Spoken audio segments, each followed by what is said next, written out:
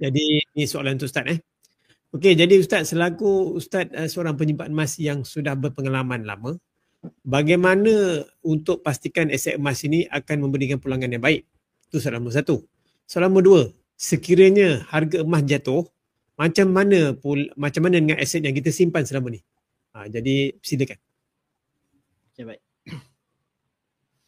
Okay, terima kasih kepada moderator. Ada dua soalan yang Tuan Moderator bagi sesi yang kedua ni tuan-puan. Pertama sekiranya pertama adalah bagaimana untuk memastikan aset emas kita memberi pulangan yang baik. Jadi macam mana emas ni boleh bagi pulangan yang baik? Pertama sekali tuan-puan, apa yang diulang-ulang selalu oleh dealer di bawah tim G100 Network adalah kita beli emas mesti berdasarkan ilmu tuan-puan. Kalau kita beli emas tanpa ilmu tuan-puan, kemungkinan kita akan kena scam. Banyak tuan-puan usahawan-usahawan niat dia bagus, dia nak menyimpan dalam bentuk emas, nak tukar kekayaan dia ke dalam bentuk emas. Dan sekali dia pilih syarikat yang salah dengan nasihat yang salah daripada member dia yang salah. Jadi tuan-puan, dalam kita nak buat simpanan emas, paling kurang kita ada ilmu asas tuan-puan. Kita ada ilmu asas. Antara ilmu asas adalah emas ni, kita beli emas mesti dapat emas. Beli emas mesti dapat emas tuan-puan. Orang boleh canangkan, orang kata, oh beli emas untuk modal bisnes, beli emas untuk modal bisnes. Kita pun beli, ikut-ikut. Kau beli dengan syarikat mana? Kita pun beli dengan syarikat yang dia beli. Dan sekali, emas tak dapat tuan-puan. Emas tak dapat, kena scam, beratus ribu. Nah, ada saya kenal penyimpan emas bawah saya, 200,000 hilang tuan-puan. 200,000 hilang. Cakap, oh ini kami bagi 200,000 ni adalah untuk kos operasi kilang. Kilang dapat untung, maka dia bagi share kepada ni. Dia, kalau kita nak simpan dalam bentuk emas tuan-puan, pastikan kita beli produk emas tu. Dan emas tu kita dapat fizikal. Kita dapat fizikal tuan-puan. Kalau tak dapat fizikal, kemungkinan besar modal yang kita harapkan itu adalah modal bisnes kita, last sekali lebur macam itu sahaja tuan-puan. Jadi tuan-puan, kita kena faham tuan-puan, emas ni dia tidak cepat untung. Emas tak cepat untung tuan-puan. Keuntungan yang banyak dapat melalui bisnes. Tapi melalui pelaburan ataupun melalui simpanan, melalui tabungan. Contohnya emas tuan-puan, paling banyak pun tuan-puan dalam 30% ya. Paling banyak pun 30%. Untuk tahun 2024 tuan-puan, kenaikan harga emas adalah 22.9%. 22.9%. Dan untuk sejarah tahun-tahun sebelum ni tuan-puan, emas ni dia kenaikan dia ataupun keuntungan dia adalah 10% setiap tahun. Selama 20 tahun tuan-puan. Kalau kebelakangan ini 20% biasa tuan-puan. Jadi emas ni kita tak boleh nak cepat untung. Jadi kita simpan emas ni bukan sebagai untuk membina keuntungan, tak. Tetapi sebagai modal bisnes. Untuk jadikan sebagai modal bisnes. Yang kedua tuan-puan, emas ni dia sebagai apa? Sebagai penyimpan nilai. Kita kena ingat emas ni sebagai penyimpan nilai. Dia macam ni, kalau kita simpan dalam bentuk duit, 100,000 dahulu dengan 100,000 sekarang dah lain. 1 juta dahulu dengan 1 juta sekarang dah lain. Tapi nilai emas ni dia kekal tuan-puan. Saya bagi contoh kepada tuan-puan, 1 juta. Jutawan pada tahun 2000. Tahun 2000 tuan-puan, jutawan pada tahun 2000, dia boleh beli 28.5 kilogram emas. Jutawan yang ada 1 juta pada tahun 2000, dia boleh beli 28.5 kilogram emas. Sekarang tuan-puan, orang yang ada 1 juta hanya boleh beli 2.2 kilogram emas sahaja. Hanya boleh beli 2.2 kilogram emas sahaja. Hilang 26 kilo. Hilang 27 kilogram emas tuan-puan. Jadi, kalau kita simpan modal bisnes kita dalam bentuk duit tuan-puan, maka duit tu akan jatuh nilai. Tapi emas kekal tuan-puan. Sejarah membuktikan 1 dinar boleh beli 1 ekor kambing. Zaman Rasulullah, sekarang pun 1 dinar boleh membeli 1 ekor kambing sehingga sekarang tuan-puan. Jadi tuan-puan, dalam kita beli emas ni tuan-puan, kita target untuk simpanan jangka masa panjang. Dan untuk soalan yang kedua tuan-puan, sekiranya harga emas jatuh, macam mana dengan aset yang kita simpan ini? Oh, kata simpan emas sebagai modal bisnes. Tapi harga tu nak buat macam mana? Okey tuan-puan, harga emas jatuh, kita tak rugi. Tak, kita tak rugi selagi mana kita tak jual emas tersebut. Grade emas tu ada pada diri kita. Harga dia je yang jatuh.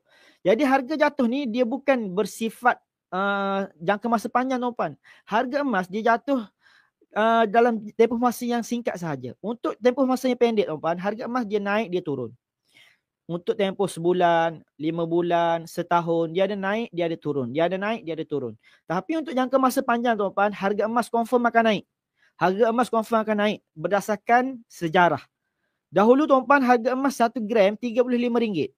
Naik kepada RM100, naik kepada RM150, naik kepada RM200, naik kepada RM250, naik kepada RM300, naik kepada RM350, naik kepada RM400. Sekarang tuan-tuan, harga emas 1 gram yang sama, berat yang sama, dah nak cecah RM500 1 gram. Paling tinggi hari itu adalah RM493. Dan tuan-tuan, jatuhnya emas, dia tak jatuh macam saham.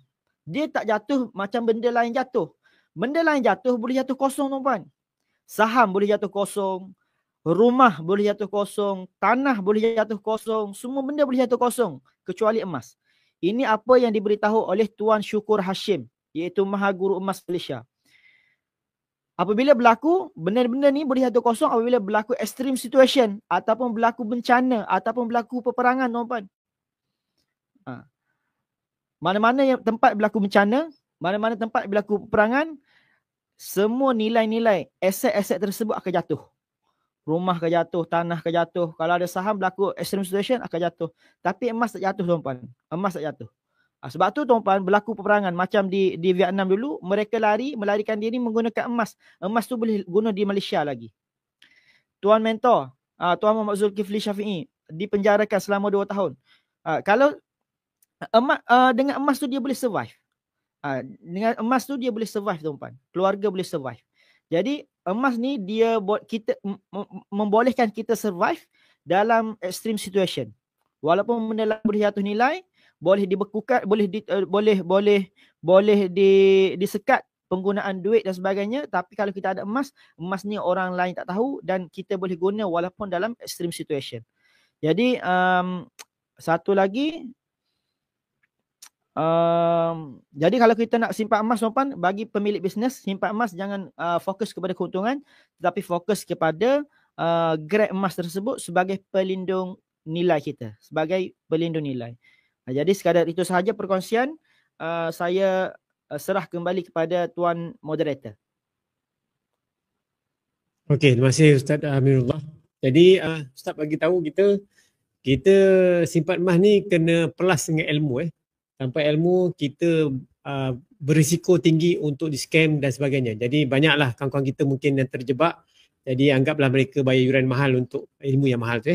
Dan juga paling basic tuan-tuan, setiap kali kita akan laungkan ini kalimat ni ialah beli emas mesti dapat emas fizikal. Itu saja. Tuan-tuan ingat beli emas dapat emas fizikal, notah. Walau macam mana pun dia pusing roundabout ke apa, emas fizikal mesti dapat. Itu yang paling penting.